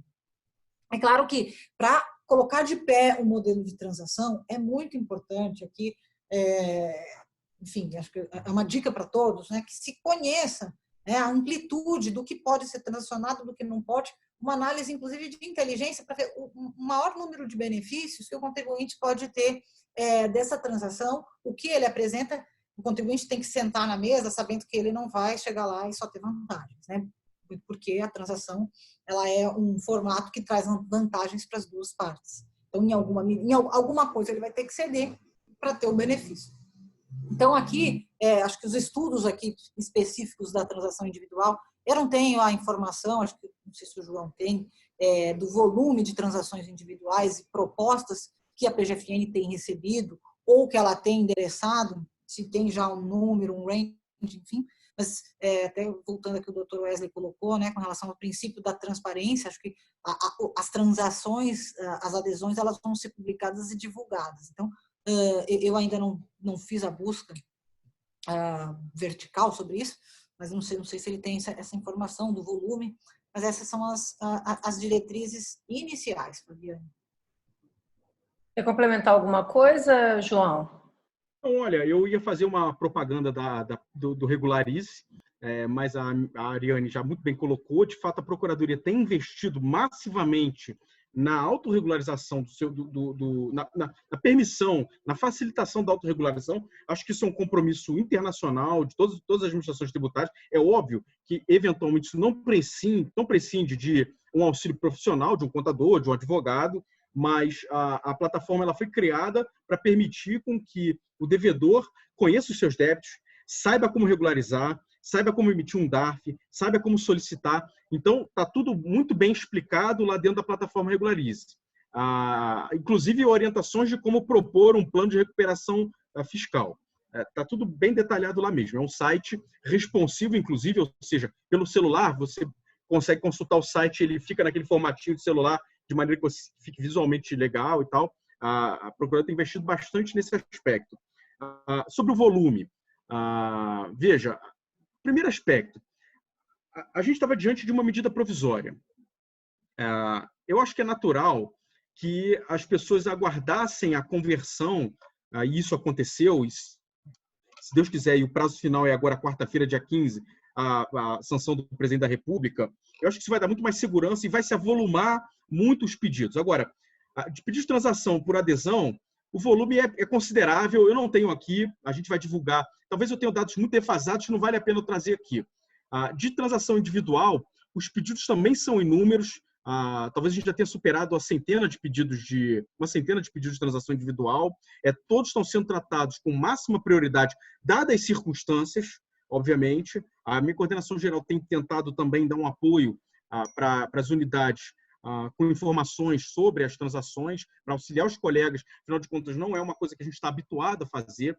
A gente aplicava os descontos legalmente estabelecidos. Então, olha, se o devedor aderir e for pagar em 10 vezes, o desconto que você tem que dar é 35%. Tudo bem. Agora, mas você pode dar de 1% até negocia. Como é que funciona? Então, a gente está capacitando também os procuradores da Fazenda para fazer isso. Começamos a capacitar, na verdade, quando colocamos o NJP, o negócio processual, para ser feito essa negociação. Então, assim, eu acho que o Instituto é, de fato, muito valioso.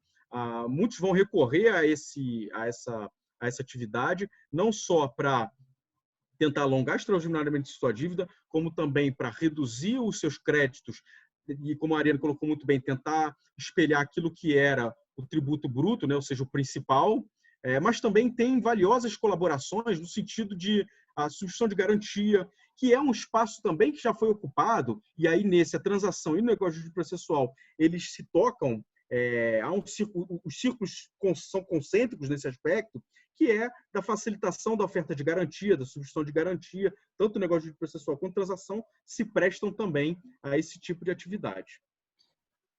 Bom, pessoal, eu tenho ainda mais 3 perguntinhas, sei que todos já estão cansados, mas acho que essas perguntas também são muito importantes para aqueles que participam conosco.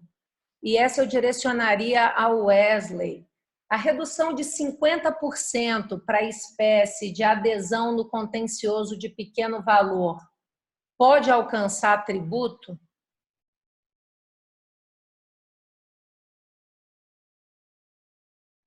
Tá mudo, Wesley. Eu sempre esqueço, eu saio falando e esqueço, né?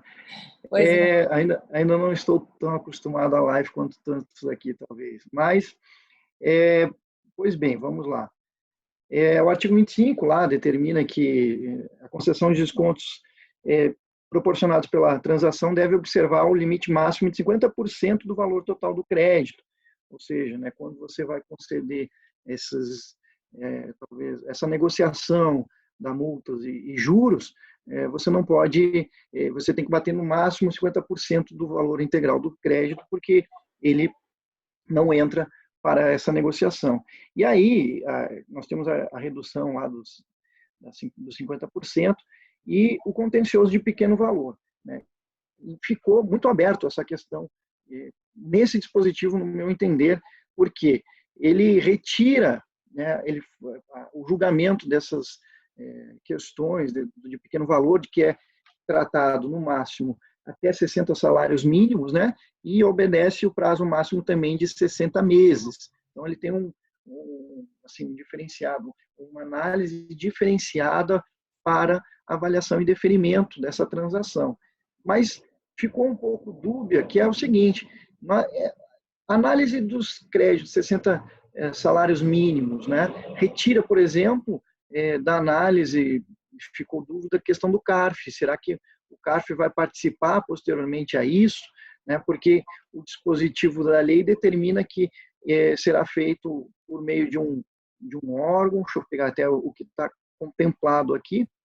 Na verdade, não é um órgão, né, mas ele determina que um colegiado, né, da Delegacia da Receita Federal do Brasil de Julgamentos, junto com a Secretaria Especial da Receita, irá analisar esses créditos. E a gente ficou um pouco na dúvida, lá os conselheiros até debateram muito para ver se isso já seria uma porta de abertura para tirar do CARF os próximos processos que serão julgados até 60 salários mínimos, e ficou uma certa dúvida. Não está muito bem claro isso.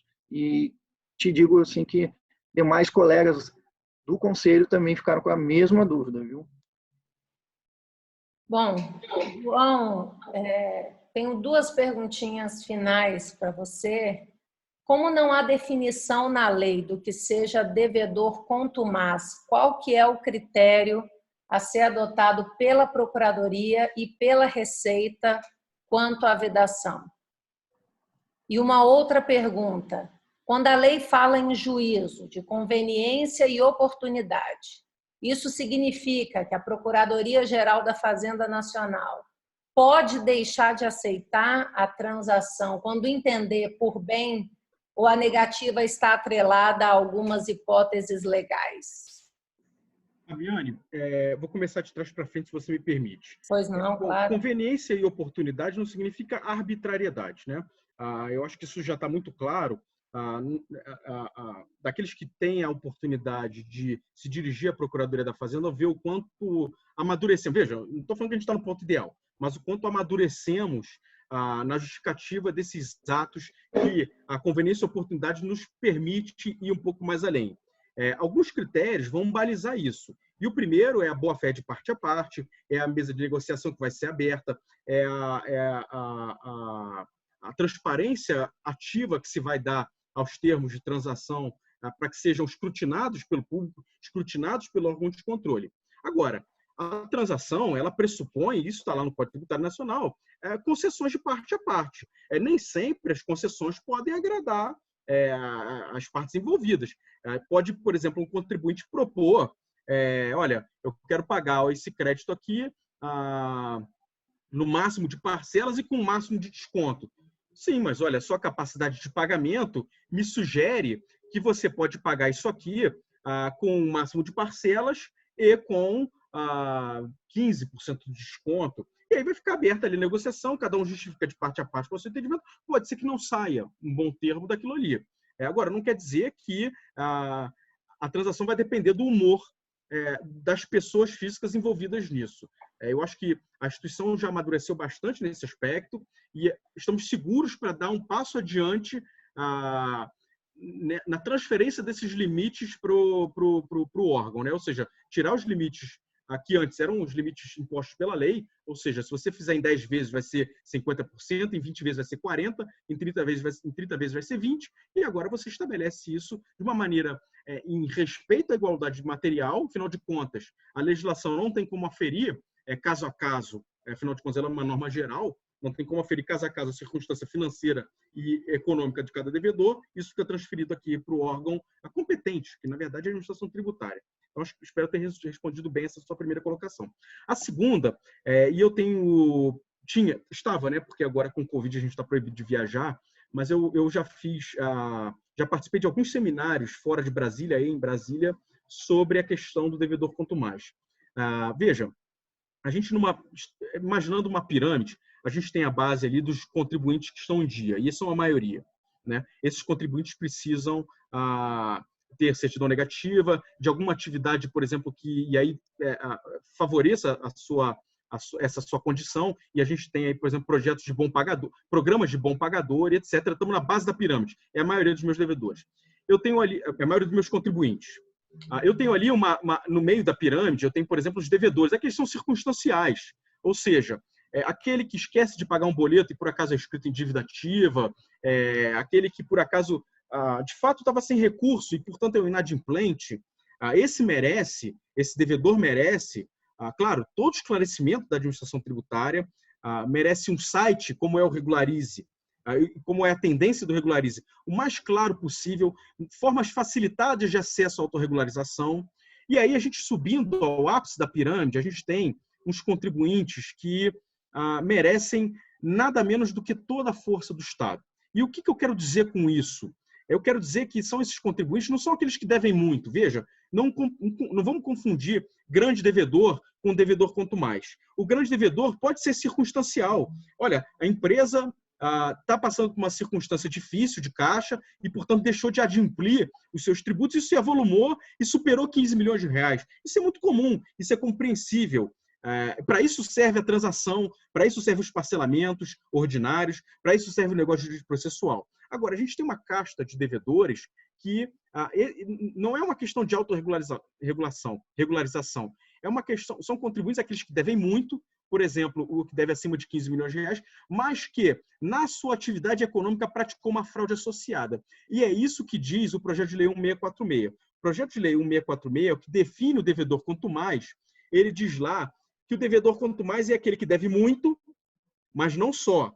Ele deve muito e aquele que praticou uma fraude, estou resumindo bem, tá, o projeto de lei, mas que praticou uma fraude associada à sua atividade. Por exemplo, ocultou patrimônio, por exemplo, colocou uma interposta pessoa para responder pela atividade empresarial, por exemplo, mantém uma holding patrimonial e deriva recursos da devedora para essa holding patrimonial. Enfim, a hipótese do laranja também. Enfim, então, para efeitos de transação, e o projeto de lei de conversão 2 de 2020 estabeleceu isso diretamente, é vedado ao devedor quanto mais, aquele definido em lei específica, e o que a gente tem de mais avançado hoje é o PL 1646, fazer esse tipo de adesão. Uma vez aprovado o PL 1646, vai poder a Procuradoria da Fazenda impedir que esse devedor taxado como quanto mais, que vai sofrer diversos impactos na sua atividade econômica, isso está expresso também na lei, ele não vai ser franqueado, ou seja, vai ser vedado, vai ser cerrada a hipótese de transação. Então, veja, é importante que isso fique seguro. É vedada a transação para devedor quanto mais? Tá. E o que é devedor quanto mais? É aquilo que a lei de SEC é. E o que hoje a gente tem de mais objetivo, de mais avançado? É o PL 646, que fala que devedor quanto mais é aquele que deve acima de 15 milhões de reais e praticou uma fraude associada, uma fraude fiscal estruturada, como se diz, associada à sua atividade econômica. Não é só o grande devedor, não é só aquele que passa por dificuldades de inadimplemento. Bom, pessoal, eu quero agradecer imensamente a participação de vocês. Quero agradecer ao Wesley Rocha, conselheiro do CARF. Quero agradecer ao João Grognet, nosso procurador da Fazenda Nacional, a Ariane Guimarães, advogada sócia da Matos Filho. Quero agradecer imensamente ao deputado do PSD, Marco Aurélio Bertaioli, relator da medida provisória na Câmara, que esteve conosco por mais de 1 hora nessa live, e dizer a vocês que essa é apenas a primeira rodada de conversa sobre o tema, porque este tema enseja inúmeras dúvidas, e eu tenho certeza que nós podemos fazer mais. Essa é a nossa parcela de contribuição para com a nossa sociedade, o nosso dever cívico, e é esse o papel do IEJA. O IEJA se propõe como um think tank trazendo ideias para que a gente possa juntos contribuir com um país melhor nos temas mais afinados, jurídicos, políticos, de políticas públicas. Eu quero agradecer mais uma vez e dizer aqui da minha enorme gratidão. O Instituto que se lança ainda há pouco tempo, se lançou agora em dezembro, com o tema do diálogo entre os poderes, justamente para afirmar a sua posição como instituto que pretende trazer esses temas das 3 interfaces e de todas as esferas federativas. E então deixar aqui o meu carinho e o meu afetuoso abraço a todos vocês, não apenas palestrantes, mas também aqueles que nos acompanharam. Tivemos mais de 35 participantes aqui conosco nessa webinar, nessa live. Vamos disponibilizar o link em breve pelo YouTube e também em breve continuar com esse tema, possivelmente com o Conjur, já estamos entabulando conversa para que a gente siga com esse tema em pauta. E queremos agradecer mais uma vez, deixando aqui, então, como eu dizia, um abraço muito carinhoso a cada um de vocês. Fabi, posso dar um oi aqui, um tchau? Eu estou recebendo muitas mensagens aqui do pessoal de Brasília, inclusive, pedindo para lembrar aqui o Dr. Celso, o Dr. Tavares, que nos acompanharam aqui pela live, e algumas pessoas que pediram até para lembrar aqui também o doutor João Jósimo, né? Paulo Jósimo, na verdade, que também nos acompanhou, o pessoal de Brasília. Agradecer a participação, o seu convite para poder falar de um tema tão importante e que hoje vem sendo talvez um auxílio e também um afago para que contribuintes possam tentar sair dessa dificuldade que nós vamos entrar cada vez mais, né, em razão das consequências que ninguém esperava. Cumprimento o doutor João, muito boas suas colocações, aprendi muito com ele também, bem como com a doutora Ariane, né, que sempre aprendemos muito. Tivemos a oportunidade de falar no passado, salvo engano, na Rádio Justiça sobre esse tema, então a gente já vem sempre atualizando e complementando o que a gente vem aprendendo. Cumprimento também o deputado e para avisar que parece que a dona Ângela aqui solicitou se as micro pequenas empresas ela fez a pergunta aqui, né, estariam dentro da possibilidade da transação. Então, só para avisar que tem aí um projeto de lei apresentada pelo deputado que nos acompanhou aqui na live e que vai tratar também sobre as micro e pequenas empresas.